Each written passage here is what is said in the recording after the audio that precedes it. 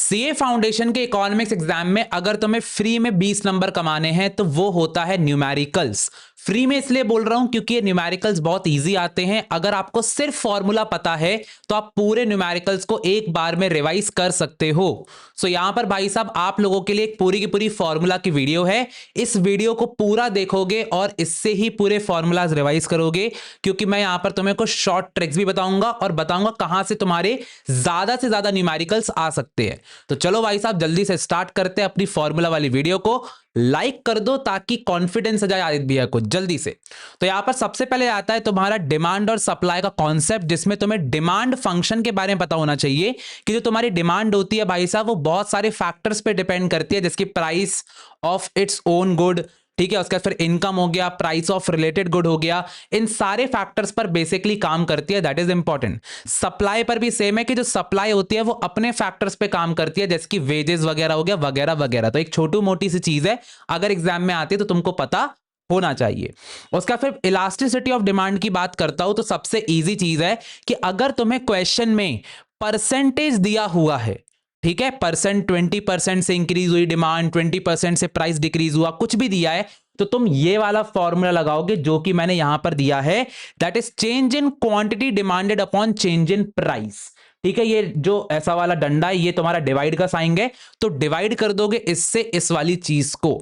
Second चीज हो जाता है भाई साहब कि अगर आप लोगों को परसेंटेज नहीं दिया हुआ है, सिर्फ नंबर दिए हैं कि आपकी डिमांड 20 से 30 रुपीज हो गई, राइट, सो यहां पर आप क्या करोगे, change in quantity upon quantity multiplied by price upon change in price, जिसको मैंने इस फॉर्म में लिखा हुआ है, इस वाले फॉर्मूले को यूज करोगे। मैं तुमको बताना चाहता हूं इस वाले फॉर्मूले पर तुम्हें 1 से 2 क्वेश्चन जरूर आने वाले हैं, तो ये तो करके ही चले जाओ। अगर तुमको न्यूमेरिकल्स नहीं बनते हैं तो मेरी न्यूमेरिकल की लाइव वीडियो आने वाली है 4 बजे, तो तुम उसको कर सकते हो, ठीक है, करना ही है, कर क्या सकते हो। उसके बाद फिर भाई साहब आर्क इलास्टिसिटी पर भी आपको क्वेश्चन आ सकते हैं। पहली बात तो इसको मिड पॉइंट मेथड भी बोलते हैं, इस बात को ध्यान रखना है ना, वरना कंफ्यूज हो जाओ। और यहां पर कुछ नहीं करना, अपनी क्रश का नाम याद करो। देखो फॉर्मूला बिल्कुल सेम है, change in quantity upon quantity लिख लो, price upon change in price लिख लो। अब अपनी क्रश को याद कर लो, तो Q2 प्लस Q1। अब पापा तुम्हें पीटते हैं बेटा जब रात में बात करते हो अपनी बाबू से, तो P2 प्लस P1। तो यहां पर भाई साहब change in quantity upon Q2 Q1 ये वाला चीज याद रखना, मिड पॉइंट वाला चीज हो जाता है।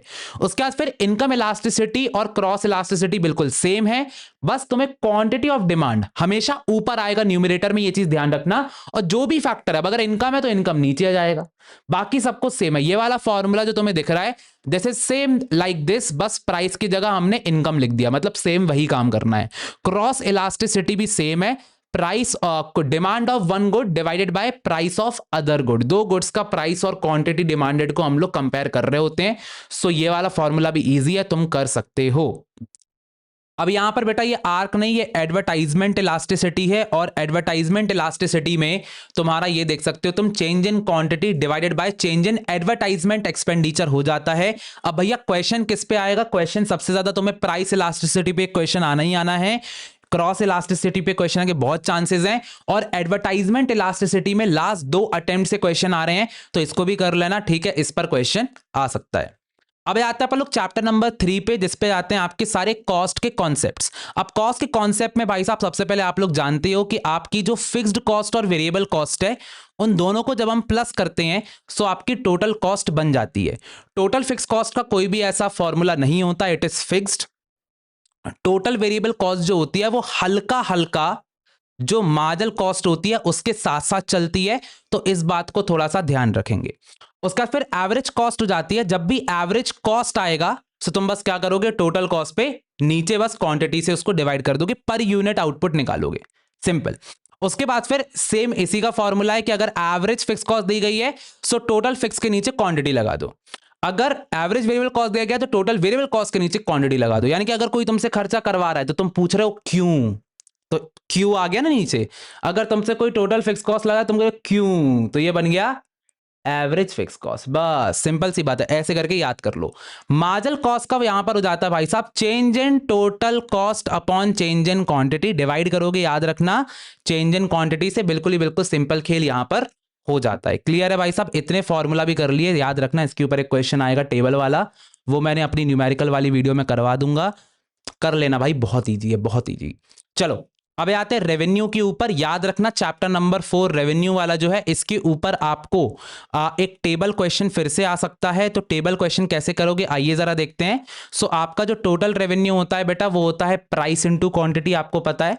एवरेज रेवेन्यू होता है टोटल रेवेन्यू इंटू क्वांटिटी, और मार्जिनल रेवेन्यू होता है change in total revenue divide by change in quantity. Same to same चीज है भाई साहब, क्योंकि यहां पर आप सेल कर रहे होते हो, इसलिए price into quantity total revenue आया। एवरेज रेवेन्यू भी आपको समझ में आ गया और ये भी आ गया, ठीक है। इसमें मैंने एक और चीज ऐड ऑन कर देता हूं, आपका टोटल प्रोडक्ट, अगर टोटल प्रोडक्ट आ जाता है तो total product is total of marginal product, ठीक है। आपका जो एवरेज प्रोडक्ट है is equals to total product upon quantity. तो कभी भी एवरेज वर्ड आए तो डिवाइड में हमेशा क्वांटिटी डाल दो। अगर एवरेज फिक्स कॉस्ट आ रहा है तो टोटल फिक्स के नीचे क्वांटिटी, हर चीज के नीचे क्वांटिटी डाल दो, that's it, that you have to understand. और मार्जिनल प्रोडक्ट जो होता है it is also equals to change in total product upon change in quantity. तो ये 3 एडिशनल फॉर्मूला है जो कि मैंने तुम्हें बता दिया, तो तुम्हारा चैप्टर नंबर 3, 4 तुम आराम से कर लोगे, चाहे कुछ भी आ जाए। अब बेटा एक ऐसा क्वेश्चन है जो कि हर बार इनडायरेक्टली डायरेक्टली पूछ लेता है, दैट इज एमआर का रिलेशन टू इलास्टिसिटी। तो बेटा याद रखना कि जो आपका एमआर होता है it is equals to average revenue into E minus 1 upon E. अब ईयू कर देते हैं, तो ई माइनस 1 अपॉन ई, ठीक है। ये चीज ध्यान रखना, इसके ऊपर तुम्हें न्यूमेरिकल भी आ सकता है और इसके ऊपर कोई ना कोई क्वेश्चन जरूर आएगा, ठीक है। तो ये एमआर आर का रिलेशनशिप इज हेल इंपॉर्टेंट। उसके बाद फिर भाई साहब थोड़ी सी प्रॉफिट्स की बात कर लेते हैं। बहुत सारे बच्चे प्रॉफिट में गलती कर देते हैं। तो याद रखना कि अगर आप टोटल रेवेन्यू में से, ठीक है, अकाउंटिंग कॉस्ट को माइनस करते हो, यानी कि एक्सप्लिसिट कॉस्ट, दोनों ही सेम होते हैं। अकाउंटिंग को ही एक्सप्लिसिट कॉस्ट कहते हैं, जो कि आप बेसिकली फर्म में अगर वेजेस, रेंट, बिल्डिंग, उसका आपने कुछ भी करा, जो भी खर्चे आप फैक्ट्री में करते हो वो होती है आपकी अकाउंटिंग कॉस्ट। उसको अगर आपने टोटल रेवेन्यू से माइनस किया तो ऑफ कोर्स ही बात है, अकाउंटिंग कॉस्ट माइनस करोगे तो अकाउंटिंग प्रॉफिट आएगा। लेकिन अगर आप टोटल रेवेन्यू में से सारी की सारी कॉस्ट माइनस कर देते हो, एक होती है एक्सप्लिसिट कॉस्ट जो कि अभी आपने फैक्ट्री में खर्चा किया, इम्प्लिसिट मतलब जो आपने खुद पर खर्चा किया, मतलब खुद पे आपने यूज किया उसको, जिसके कारण आप इनकम नहीं कमा पाए। अगर आज मैं इस आईफोन को खुद के लिए यूज कर रहा हूं, तो अगर इससे मैं 5,000 रुपए कमा सकता था तो वो मैं नहीं कमा पा रहा हूं, that is my implicit cost. इन दोनों कॉस्ट को प्लस करके जब मैं टोटल रेवेन्यू से माइनस करता हूं, so that is my economic profit, ठीक है। अगर मैं अकाउंटिंग और इकोनॉमिक प्रॉफिट को माइनस करता हूं तो मेरे पास नॉर्मल प्रॉफिट आता है। नॉर्मल प्रॉफिट का मतलब एक तरीके से जीरो इकोनॉमिक प्रॉफिट भी होता है, सो दैट इज इंपॉर्टेंट, जिस चीज को आपको ध्यान रखना है। क्लियर है? आपका चैप्टर नंबर 4 कंप्लीट है। चैप्टर नंबर 5 और 1 में कोई भी न्यूमेरिकल्स नहीं है, कोई भी फॉर्मूला नहीं है। तो चलो भाई साहब चैप्टर नंबर 6 मैक्रो पर चलते हैं, जो कि बहुत इंपॉर्टेंट है क्योंकि सबसे ज्यादा न्यूमेरिकल आपको नेशनल इनकम में ही मिलने वाले हैं। अब मैं आपको बताता हूं आपको कहां पर क्वेश्चन मिलने वाले हैं। एक क्वेश्चन आपको हो सकता है भाई, सबसे पहले आप देखो जरा, जीडीपी डिफ्लेटर का फॉर्मूला याद कर लो। जीडीपी डिफ्लेटर का फॉर्मूला याद करना बहुत इजी है, nominal upon real multiplied by 100। नाक हमेशा ऊपर आती है तो नॉमिनल हमेशा ऊपर आएगा, रियल नीचे, मल्टीप्लाइड बाय 100। अब देखो इसके फॉर्मूला नहीं भी याद करोगे तो बस इतना ध्यान रखो कि बस इसी से तुम निकाल सकते हो भाई साहब। देखो जरा जीडीपी डिफ्लेटर को। अच्छा एक और चीज ध्यान रखना, जो जीडीपी डिफ्लेटर होता है इसी का दूसरा नाम होता है प्राइस इंडेक्स। तो ये जो दो ऊपर फॉर्मूला बनाए हुए हैं ये इसी से बनाए हुए हैं, ठीक है। Price index multiplied by real GDP, बस क्या किया, इसको इससे मल्टीप्लाई कर दिया तो नॉमिनल आ गया, डिवाइड में 100 आ गया। तो एक ही फॉर्मूला से 3 फॉर्मूला तुम बना सकते हो बाय यूजिंग ट्रांसपोजिंग वाली टेक्निक। उसके बाद फिर एक क्वेश्चन बहुत बार रिपीट हो रहा है, पिछले 3-4 अटेम्प्ट से रिपीट हो रहा है, ये वाला भी बहुत इंपॉर्टेंट है भाई साहब, that is your inflation rate. अब देखो इन्फ्लेशन रेट का सिंपल फॉर्मूला होता है, आप जीडीपी डिफ्लेटर ऑफ ईयर 2 को जीडीपी डिफ्लेटर ऑफ ईयर 1 से डिवाइड करोगे और GDP deflator of year 1 multiplied by 100, बस खेल का। इतना अगर आपने कर दिया तो आप यहां पर क्वेश्चन कर सकते हो। ये दोनों एक ही क्वेश्चन में आ सकते हैं। मेरे लिए सबसे ज्यादा इंपॉर्टेंट है पूरी बुक में, ये फॉर्मूला तो रट के जाओगे ही जाओगे। उसके बाद फिर भाई साहब आगे बढ़ते हैं। अच्छा मैंने मल्टीप्लाइड बाय 100 लिखवाया था ना, हाँ मैंने, क्योंकि इसको 2 स्टेप में दिया है। उसका फिर जीडीपी का एक्सपेंडिचर हो जाता है। तो ये तो आपको पता ही है कि अगर आपको जीडीपी निकालना है तो आप एक्सपेंडिचर मेथड से यहां पर निकाल सकते हो। तो आप कंजम्पशन, इन्वेस्टमेंट, गवर्नमेंट का एक्सपेंडिचर, एक्सपोर्ट माइनस इंपोर्ट्स को प्लस करते हो और आंसर निकाला। इजी है, इजी पीसी है। अब भैया टाइप्स ऑफ इनकम पर आपको जरूर क्वेश्चन आएगा, स्पेशली हो सकता है कि पर कैपिटा इनकम निकालने को बोल दे, क्योंकि बहुत ही इजी है। तो आप क्या करोगे, आपका जो भी नेशनल इनकम है या फिर अगर आपको कोई जीडीपी दिया गया है तो उसको भी आप टोटल पॉपुलेशन से डिवाइड कर सकते हो। That is very very important. Per capita income पर पास में भी क्वेश्चन आ चुके हैं, ठीक है। यस, पर्सनल इनकम, मेरे हिसाब से पर्सनल इनकम पर आपको क्वेश्चन जरूर से जरूर आएगा, कहीं ना कहीं क्वेश्चन आएगा। अब इसको याद कैसे करोगे? देखो बहुत ही सिंपल सी बात है, आपको अपनी नेशनल इनकम में से कॉर्पोरेट टैक्स जो कि बिजनेस का टैक्स होता है, अनडिस्ट्रीब्यूटेड प्रॉफिट यानी कि जो रिटेन्ड अर्निंग्स होती है ना, ये भी बिजनेस की होती हैं, इसको भी, और सोशल सिक्योरिटी कंट्रीब्यूशन यानी कि जो आलतू फालतू चीजें ना बिजनेस की, इन सारी चीजों को माइनस करोगे। याद रखो बेटा, ये माइनस लिखा हुआ है तो ये सारी चीजें इसमें माइनस होंगी। सिर्फ एक चीज इसमें प्लस होगी, जिसका नाम बेटा क्या हो जाता है? जिसका नाम है तुम्हारा ट्रांसफर पेमेंट्स। सिर्फ ये प्लस होगा ट्रांसफर पेमेंट्स, बाकी सब कुछ माइनस हो जाएगा। ये चीज तुमको ध्यान में रखना है। और इसके ऊपर एक थ्योरी क्वेश्चन भी आता है कि क्या चीज ऐड होती है नेशनल इनकम में to get personal income? That is transfer payments. एक बार पर्सनल इनकम तुम्हारे पास आ गई, उसी से अपन निकालते हैं डिस्पोजेबल पर्सनल इनकम। अब ये डिस्पोजेबल पर्सनल इनकम क्या हो गई? ऐसी इनकम जिसको तुम खर्च कर सकते हो, लेकिन खर्चा करने के पहले तुम्हें टैक्सेस देना पड़ेगा। इसमें गलती है, इसमें सिर्फ डायरेक्ट टैक्सेस दिए गए हैं, पर एक्चुअली में इसमें सारे टैक्सेस आते हैं, चाहे डायरेक्ट हो चाहे इनडायरेक्ट हो, और इसमें से नॉन टैक्स पेमेंट्स भी आती है। ठीक है, तो यही चीज होती है जब तुम मेरी वीडियो देखते हो, डायरेक्ट पीडीएफ उठाओगे गलती कर दोगे। मेरा सबसे पहले वीडियो देखो, that is taxes minus non tax payments यहां पर होती है। खैर मैं इसको सही कर दूंगा, उसमें कोई दिक्कत नहीं है, लेकिन मैं बता रहा हूं वीडियो में ज्यादा बेटर समझ में आता है। ठीक है, जल्दी रिवाइज भी होता है। उसके बाद फिर भाई साहब प्राइवेट इनकम हो जाती है। प्राइवेट इनकम जो जाती है यहां पर आपका factor income from net domestic product according to private sector. इसका मतलब होता है कि जितना भी पैसा प्राइवेट सेक्टर अपने बिजनेस से कमा रहा है वो तो आएगा ही आएगा। इसमें हम नेशनल डेट इंटरेस्ट को प्लस करेंगे। याद रखना, इसमें आपका net factor income from abroad भी प्लस होता है, सब कुछ प्लस होता है। करंट ट्रांसफर्स फ्रॉम गवर्नमेंट भी प्लस होता है, और other current transfers from rest of the world भी प्लस होता है। सब कुछ यहां पे प्लस होता है, आपको कोई भी चीज यहां पे माइनस नहीं करना। यही खास बात है प्राइवेट इनकम की। ठीक है, तो ये वाला फॉर्मूला आप अच्छे से करोगे, याद रखना ये प्लस हो जाएगा। ठीक है, यस, बहुत बढ़िया है। चलो अब आते हैं आपके टाइप्स ऑफ मेथड जिससे आप नेशनल इनकम को कैलकुलेट कर सकते हो। 3 मेथड होते हैं, इसमें से कौन सा मेथड आएगा ये मैं आपको बता देता हूं। इनकम मेथड का फॉर्मूला होता है कि सबसे पहली बात, आप लोग कॉम्पनसेशन ऑफ एम्प्लॉयज को प्लस करते हो। आपको पता ही है भाई साहब, जितना भी अपन लोग एम्प्लॉयज को वेजेस देते हैं वो उनकी इनकम है। उसके बाद फिर हम लोग क्या करते हैं भाई साहब, अगर कोई मर जाता है तो RIP यानी कि रेंट इंटरेस्ट प्रॉफिट को यहां पर प्लस करते हैं, जो कि आपको पता होना चाहिए कि रेंट इंटरेस्ट प्रॉफिट को ही ऑपरेटिंग सरप्लस कहते हैं। ठीक है, तो अगर क्वेश्चन में ऑपरेटिंग सरप्लस मिलता है तो फिर अलग से रेंट को इंटरेस्ट वेजेस मत प्लस करना, डायरेक्टली ऑपरेटिंग सरप्लस प्लस करना कॉम्पनसेशन ऑफ एम्प्लॉयज के साथ, फिर डायरेक्टली प्लस करना मिक्स्ड इनकम, और आपके पास आ जाएगा, क्या आएगा इससे आपके पास आएगी डोमेस्टिक इनकम यानी कि NDP एट FC। बेटा ये चीजें बहुत इंपॉर्टेंट है। उसका फिर value added method, value added method में आपका आता है gross value added at factor cost. Basically आप ग्रॉस वैल्यू एडेड निकालते हो भाई साहब, value of output minus intermediate consumption. इसमें एक चीज ध्यान रखना बेटा, ये MP में निकलता है, आजकल हम MP में निकालते हैं। ठीक है, ये तो आपको पता ही होगा। तो इससे आपको मिलता है GDP एट MP, इसी को अपन लोग gross value added at market price बोलते हैं। ठीक है, तो value of output minus intermediate consumption. Value of output पर अलग से भी क्वेश्चन आ चुका है, तो ये इट्स अ PYQ क्वेश्चन, ये वाला भी और ये वाला भी। तो यहां पर आपका sales plus change in stock जो होता है उससे आप वैल्यू ऑफ आउटपुट बना सकते हो। क्लियर है, इजी पीजी है, इजी पीजी है। उसका फिर एक्सपेंडिचर मेथड पर क्या क्वेश्चन आ सकता है? डेफिनेटली आ सकता है, कुछ ना कुछ आपको पूछ सकता है। सो यहां पर आपका कंजम्पशन, इन्वेस्टमेंट, गवर्नमेंट एक्सपेंडिचर और एक्सपोर्ट माइनस इंपोर्ट आप करते हो।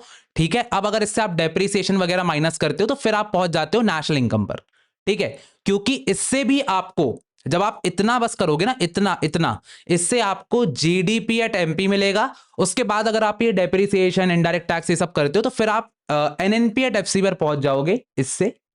अब भैया NNP एट FC क्या होता है? NNP एट FC होता है आपका नेशनल इनकम। क्लियर हो रहा है भाई साहब? बिल्कुल क्लियर हो रहा है भैया।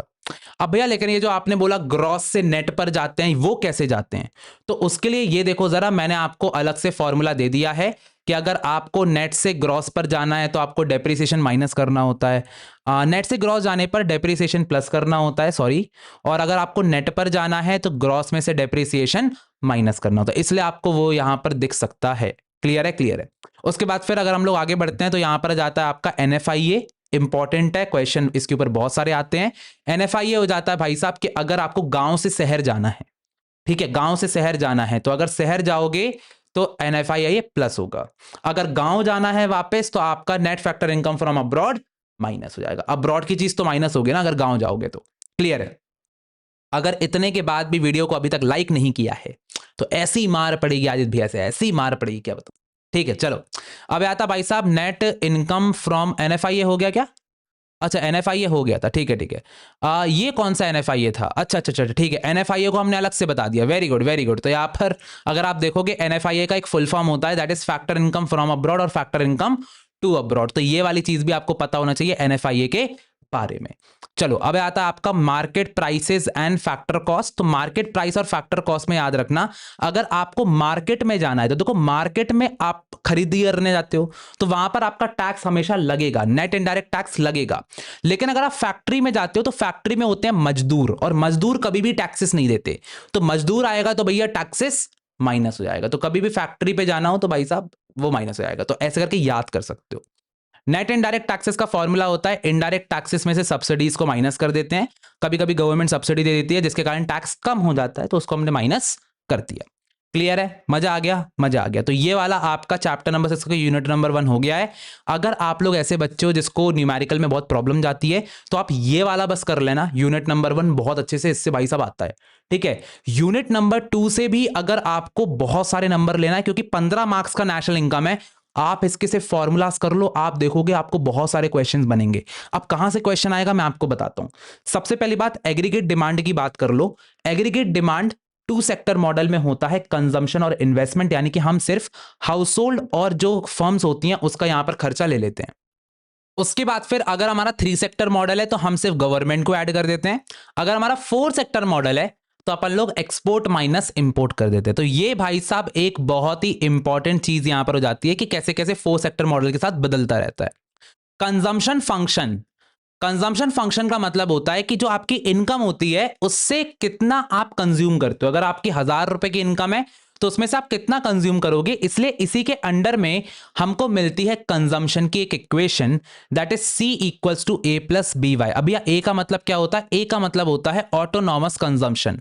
ऑटोनॉमस कंजम्पशन का मतलब होता है कि आप जीरो लेवल ऑफ इनकम पर कितना पैसा खर्च करते हो। जब आपकी जेब में अठन्नी भी नहीं है तो आप कितना पैसा खर्च करते हो? तो ऑफकोर्स ये बात है, जब जेब में पैसे नहीं तो गर्लफ्रेंड का पैसा खर्च करते हो। वही चीज होती है ऑटोनॉमस कंजम्पशन, यानी कि जुगाड़ करके पैसा खर्च करना। ठीक है, तुम्हारी इनकम जीरो है। उसके बाद फिर भाई साहब एमपीसी हो जाता है। तो एमपीसी मतलब जब तुम्हारी इनकम आने लग गई तो तुमने कितना पैसा खर्च किया, राइट? तो ये तुम्हारी इनकम के साथ साथ BY, तो B इज योर एमपीसी। इस चीज को ध्यान रखोगे। ये इक्वेशन तुम्हारे एग्जाम में 100% यूज होने वाली है। क्यों यूज होगी अभी बताऊंगा। ठीक है, ओके। फिर सेविंग फंक्शन आ जाता है। तो एक बात याद रखना, या तो आप इनकम को कंज्यूम करते हो या तो सेव करते हो। ठीक है, या तो आप उसको खर्च कर दोगे या तो बचा के रख लोगे। रिश्तेदारों ने पैसा दिया, या तो खर्च कर दोगे या तो बचा लोगे। उसी से ये फॉर्मूला बना कि saving equals to Y minus C। Clear है भाई साहब? बहुत बढ़िया, बिल्कुल इजी पीजी है, कर सकते हो। उसके बाद फिर एमपीसी हो जाता है। इसके ऊपर डेफिनेटली तुम्हें क्वेश्चन आने के बहुत चांसेस हैं, इसको तो कर ही लो। एमपीसी का फॉर्मूला होता है change in consumption upon change in income. इसी से रिलेटेड आता है आपका एपीसी। एपीसी का फुल फॉर्म होता है कंजम्पशन अपॉन इनकम। ठीक है, तो ये नॉर्मल है कि तुम इनकम में से कितना कंज्यूम कर रहे हो, और एमपीसी जब तुम्हारी इनकम चेंज हुई तो तुमने कितना कंज्यूम किया। सिमिलरली एपीएस है, तुमने अपनी इनकम में से कितना पैसा सेव किया, is APS average propensity to save. और तुम्हारी जब इनकम चेंज हुई, अगर तुम्हारी इनकम 1000 रुपए से चेंज हुई तो फिर तुमने कितनी सेविंग करी, that is your MPS. Clear है? एक साइडलाइन चीज बता देता हूं, एमपीसी और एमपीएस की वैल्यू हमेशा 0 से 1 होती है, याद रखना। ठीक है, ये ऐसे ही बता दिया, मन करा। उसके बाद फिर याद रखना एमपीसी और एमपीएस हमेशा 1 होते हैं, क्योंकि भैया चाहे तुम्हारे पास एक्स्ट्रा इनकम भी आएगी तब भी या तो तुम खर्चा करोगे या तो सेव करोगे, तो 1 ही के इक्वल होगा। चाहे तुम्हारी इनकम है, अब या तो अगर तुमने 100 रुपए खर्च करा है ना, अगर तुम्हारी इनकम 150 रुपए है, 100 रुपए खर्च किया तो 50 रुपए सेव करोगे। तो ये दोनों इक्वल टू 1 होते हैं। It's very very important. ये वाले फॉर्मूलाज तुम्हें इनडायरेक्टली यूज होते हैं, तो इस चीज को ध्यान रखना, आराम से याद कर सकते हो। अब इसके ऊपर तुम्हें डायरेक्टली एक न्यूमेरिकल आएगा दैट इज इक्विलिब्रियम कंडीशन। तो बहुत ही ईजी चीज है। अगर तुमसे कभी भी क्वेश्चन में तुम्हें इक्विलिब्रियम वर्ड मिल जाता है, तुम बस बिना देखे ये वाला फॉर्मूला लगा देना। अगर 2 सेक्टर मॉडल है तो ये वाला फॉर्मूला लगा देना। और ये जो कंजम्पशन है ना, इसमें अभी मैंने तुम्हें कंजम्पशन की एक इक्वेशन बताई है, बस वो लगा देना, दैट्स इट, हो गया। बस इतना ही करना भैया, इतना बस इतना ही करना है।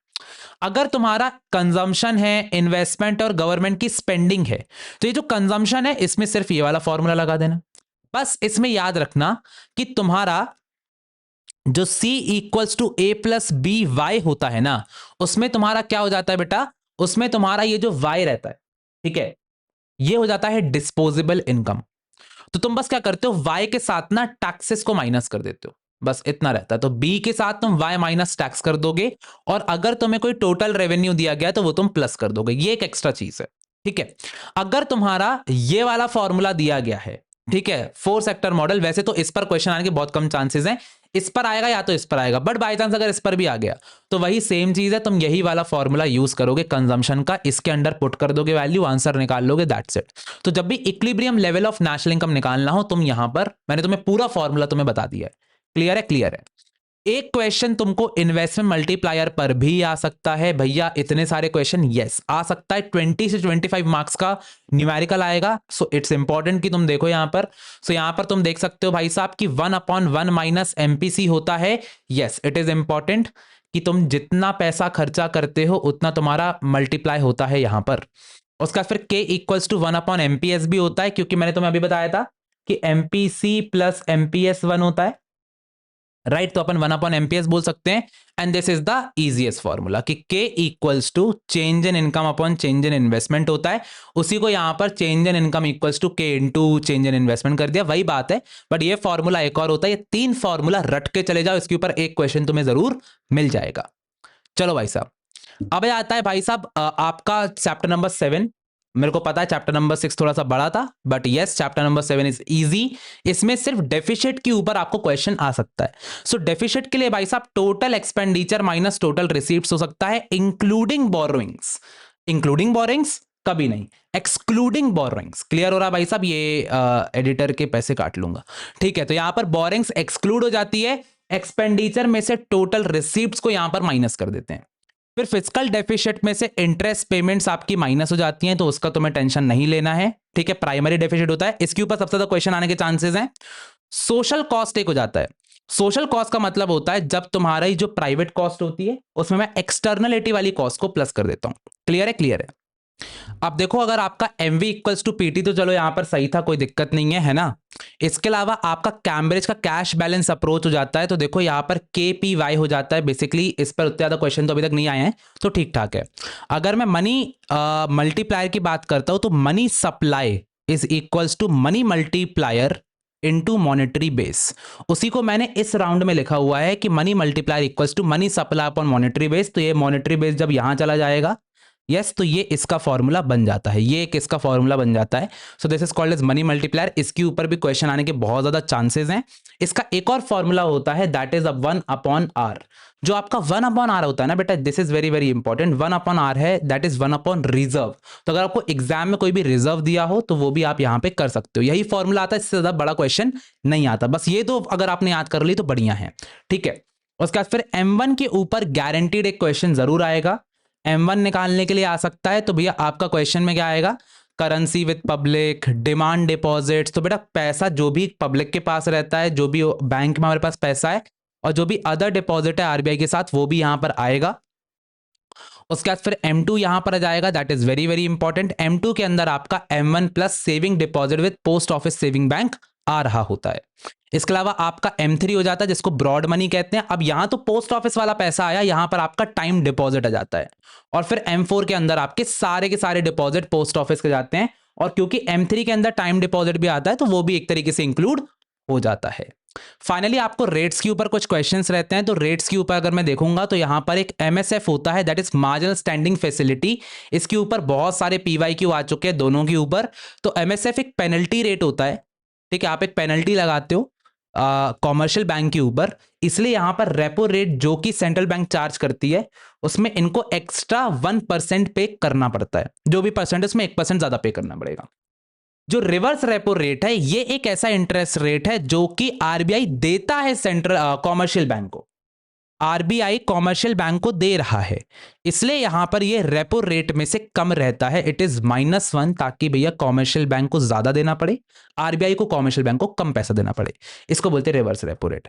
तो फाइनली अपन लोगों ने सारे के सारे फॉर्मूलाज को यहां पे रिवाइज कर लिया है, सब कुछ इजी पीजी तरीके से मैंने कंप्लीट करा दिया है। अगर तुमने ये कर लिया तो जो 20 मार्क्स के अप्रॉक्स अगर तुम्हें न्यूमेरिकल्स आ भी जाते हैं तो तुम यहां पर कर सकते हो, खेल खत्म तुम्हारा हो जाएगा। तो सारे बच्चे यहां पर कमेंट सेक्शन में बताओ कि भैया कैसी लग रही है भैया की मैराथन्स, क्योंकि वो ऑलरेडी लाइव हैं।